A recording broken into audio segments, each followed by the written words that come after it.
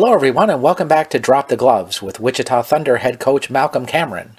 Drop the Gloves is a weekly program where you ask your questions and you get straight answers from the head coach. In this week's episode, he discusses team updates. He talks about the sucker punch from this last Friday night's game. And did the coach want to see Chris Pronger crush Justin Bieber? Let's find out on Drop the Gloves. So let's welcome back Coach Cameron this week. Coach, do you have team updates for us? I don't officially today, but will tomorrow morning. Okay. We'll have an addition tomorrow morning. Is that somebody being sent down, or are you just bringing in somebody new? Well, you have to wait and see. All right, we can wait on that. I want to talk with you a little bit about this past weekend. I know that was kind of a tough weekend there in Colorado. Tell me what you take away from that. I thought we played well enough Wednesday in Utah and Saturday night in Colorado to win the games. Our goaltending was awful. I mean, it was just deplorable. I'm not saying anything that I haven't told them. But I mean, 7 goals and 10 shots. I've never seen that in pro hockey. 5 goals and 7. We outshot them 16-10. In the first period, we're down 7-2. I mean, that's you can be as mad as you want about your offense. I mean, obviously, when we didn't score there for a little while, we were putting a lot of pressure on our forwards and our defensemen to score goals and put it in the back of the net. And then we put pressure on our defensemen to be good defensively and the team as a whole. But the goaltenders have got to make the saves that they're supposed to make. And there was just way too many weak goals, as evidenced by, I think the save percentage was .760 between 2 goaltenders. Can't win like that. So, unfortunately, I thought our team played hard on Saturday night. I know the fans may just see the end result of the score, but when you're down 7-2, we end up tying the game over the remainder of the 40 minutes. You take away. I watched all the goals. 7 goals should never win in our net. So it's a 4-2 hockey game for us. And of course we take extra penalties because our guys were frustrated because we weren't getting the saves that we should have had. So the positives are that I thought our guys didn't quit. We scored a couple shorthanded goals, a couple power play goals, and we just got to keep them out of our net. I want to ask about something specific from this last Friday night. A player for Colorado is looking to start a fight with James Melendez. He just wants to skate away and get back into the play, and the guy really kind of sucker punched him. Not to be disparaging, but I really thought that was kind of bush league. It was. That's why he got suspended for it. He served a 1-game suspension. I thought it should have been more. So, there's certain times in a game where fighting is advantageous to either side. There was no point in that time. Well, like James Melendez, a captain for us. He plays a lot of minutes. He's an honest player. I thought that was... I didn't like that at all. What is your reaction as a coach when you see your player get attacked? I thought it was kind of attacking. Well, I made my thoughts known as the player left the ice. I don't normally talk to players, but I sure made it known that I thought it was crap. Wow. 33 games left in the season. What are you looking to see happen, or what are your expectations at this point? Well, my expectations are, that we've got to play better hockey to give ourselves the chance to play past April the 9th. I think after this evening, one of our positions will be solidified in terms of, no more question marks. So I think that's a big thing, a big relief in knowing that we're going to be solid in that area. The Ottawa Senators continue to tinker with their lineup both at the NHL level, the AHL level, and that'll have a spill-off effect at some point in time for us. But it's just consistency. When we struggled to score, we played good defensively, and then we scored and we played good defensively, and then we were scoring enough goals to win hockey games, and we didn't get goaltending. So it's all the elements that it takes to win is what we're looking for. So timely goals, good solid defense, and stopping the puck when we need it. You had talked to me earlier in the season about, you set goals for each month. Is there a certain point total you think you need to get into the playoffs at this point? No, not really, because you really just can't count on, as you can see, anybody's rosters and what's going to happen with the NHL trade deadline looming and then American League clear day lists. When those come out, they have an awful effect sometimes on our teams down here.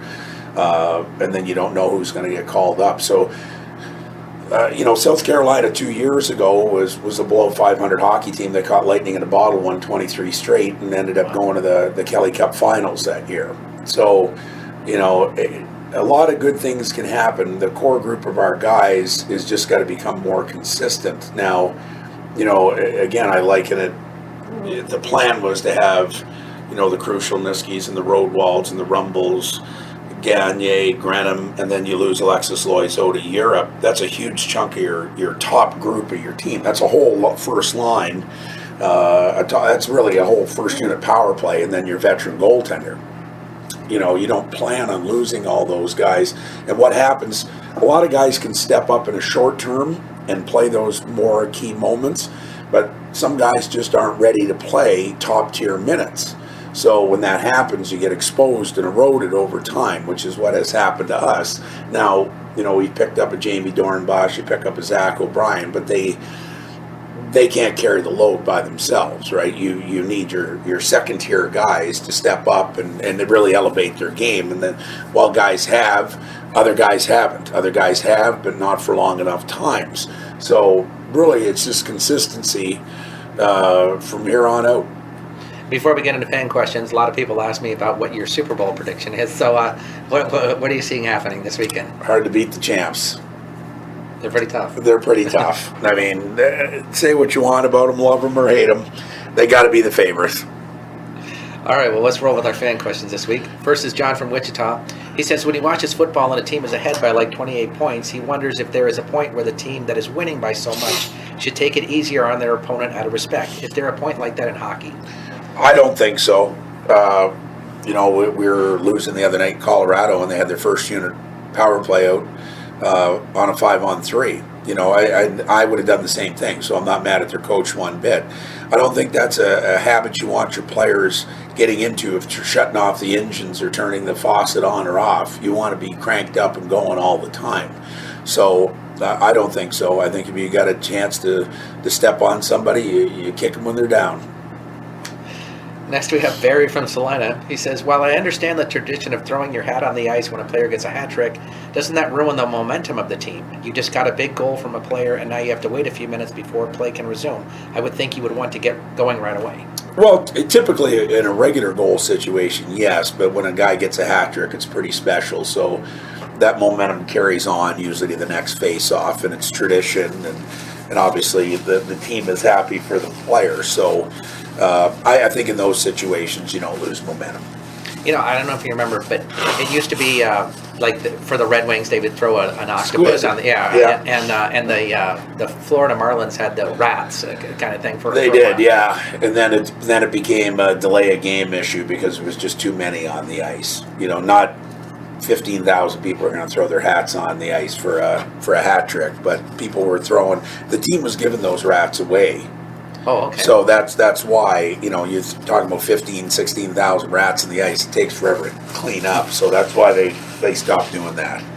From the team standpoint, though, I would think that'd be kind of a rejuvenator. I mean, the fans are really into it. I would think you'd get even more excited. Well, for the hats, for sure. I think the guys just want to get going at times. It's the same thing as when you start a game and you do 10 puck drops, honor ceremonial puck drops. The guys come out of the tunnel all juiced up and ready to go, and all of a sudden if they got to wait for the puck drop, you can lose all your mojo. So, I mean, for me as a player and even watching our players, we do better when we come out of that tunnel, we're ready to drop the puck and go. Okay. Our next question comes from Denise from Colwich. She says, I don't think I really understand when a player can use his hands on a puck. Could you explain that?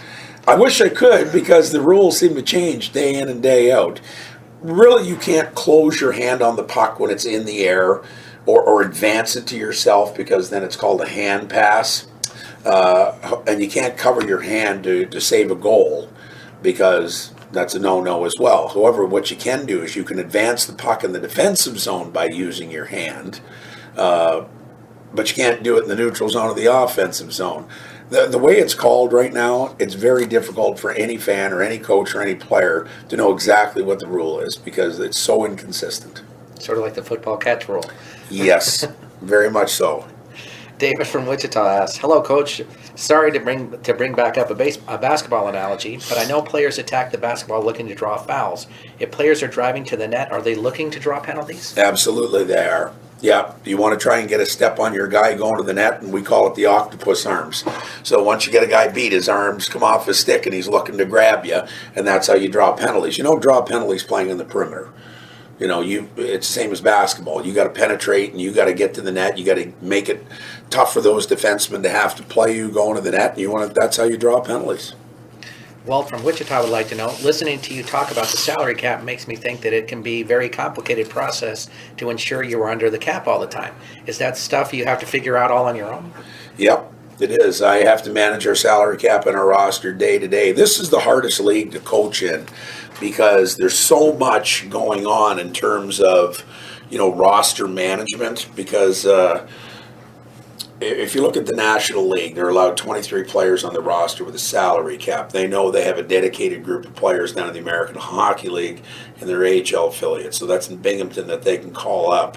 Typically, the guys that are playing in the American League, their NHL deals are less than the guys that are playing in the National League because they're depth players. So they're always able to fit that under a salary cap.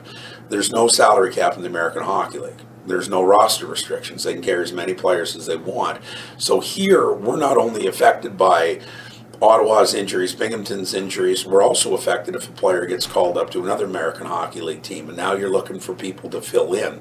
So we're only allowed 20 players under our salary cap each and every day. We're allowed to put 2 players on a day-to-day reserve and unlimited players in the 21 IR, and it all has to fit under a salary cap. So you may have an $800 hole in your salary cap. You can't go out and acquire a $1,000 a week player because you're going to be over the cap. So it's this league is all about roster management and coaching X's and O's and bench management and all that is secondary. This there's a lot to this, and it takes up a lot of your time trying to fill holes and recruit. How does the league determine a player's salary in the sense that if a guy got signed on player? But I mean, if a guy was signed by you on Monday but he didn't play till Saturday, is he paid until Saturday or is it by game? No. The minute you make that trade, you assume if it's in the morning, you assume his contract. If it's in the afternoon, the trading partner keeps him, and the next day you're responsible for him. That's the way it works. You must need some major calculus. I have salary cap spreadsheets. I got payroll spreadsheets that I do every day. Wow. Every day. And especially when you have players coming and going. So, you've got 19 players or 20 players in your salary cap, and all of a sudden 2 guys come down from Binghamton. You have to flip players off your active roster onto the reserve. You got to make sure it fits. There's so much to roster management at the minor league level, at our level, not the American League level, but our level, that really it becomes a full-time job. Wow. Len from Mulvane asks, as fans, we pay attention to goals and assists, but are there stats as a coach that you pay more attention to because they are indicative of how well your team is playing? Well, it all depends on what that type of player is. So if you're a player that is supposed to be a point producer, but you're hardly ever touching the puck, that's a statistic that would concern me. If you're a guy that is supposed to be real good in the power play, but you haven't scored a power play goal in 10 games, that's a statistic that concerns you. Now, a guy like Ian Lowe, for example, who doesn't see a lot of power play time, I don't worry about his power play touches or power play shots or power play production. I worry more about his penalty killing. Is he getting scored on the penalty kill? When is he getting scored on? Is it early in a kill or late in a kill? Is it a result of turning over the puck when we had a chance to clear it? Those are all statistics that I look at that the average fan doesn't. When you're evaluating that, then, I look at plus minus, for example, and I think that sometimes is an unfair category to judge a person. It is and it isn't. Some guys just aren't point producers, but they end up having to play against the other team's top line. Now, we had some guys with some awful plus minus this past week. I wouldn't say it was necessarily a direct result of poor defensive play as much as it was soft goals going in the net. So, yes, it's a combination of those things. I look at the situation, okay, so you're playing against Chad Costello and you're -5. Well, clearly you didn't do the job. Now if you're -2 and we win 2 of the games and Chad Costello was held off the score sheet, then that -2 is okay, as long as he didn't score. Makes sense. Yeah. Next, we have Phil from Rochester. He says, are you impressed that the Senators have had so many injuries this season but are in second in the Atlantic Division? Well, they haven't had a whole lot of injuries, to be honest. Clark MacArthur, who didn't play all season, Andrew Hammond, the goaltender, but they haven't had any kind of long-term injuries whatsoever in comparison to last year, where they just seemed to be dropping like flies, and half of Binghamton was playing in Ottawa. So I think, honestly, we've been very fortunate. I think what has hurt us has been maybe the lack of depth they've had below the National League in terms of bodies in Binghamton. And if you look at it, Jack Rodwald's the leading goal scorer. Chris Rumble is the leading defensive scorer. Krushelneski plays key moments. Gagne plays key moments up there. Those are 4 players that are really East Coast Hockey League players that started the year in the East Coast Hockey League. It's very rare to see 4 or 5 of them be up there full time, or be gone for this length of time and possibly stay the rest of the season. So I think that the depth may be a little bit of an issue, and that's why we lost them so early and for so long. Robbie from Bentley asks, he's always wondered why players grow beards during the playoffs. Just tradition.